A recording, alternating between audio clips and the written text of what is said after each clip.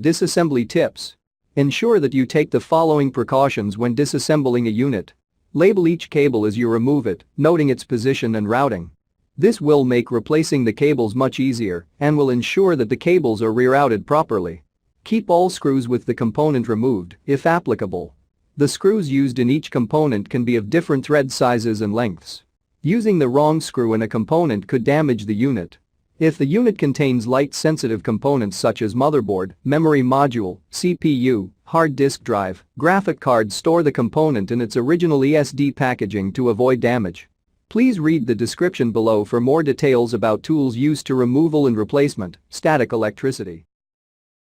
Note: the following video depicts a specific configuration of the notebook. The same removal and replacement procedures apply to all configurations of the notebook. Before you begin, remove the base enclosure, wireless module, and display panel assembly. Removal. Carefully release the top, sides, and bottom edges of the display bezel from the adhesive and retention tabs that secure it to the display enclosure.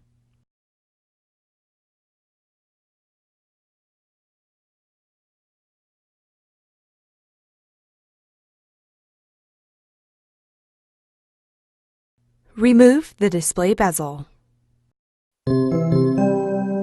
Replacement.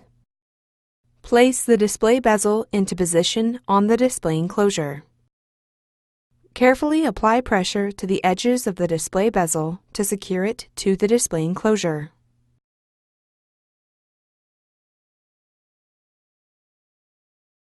Thanks for watching.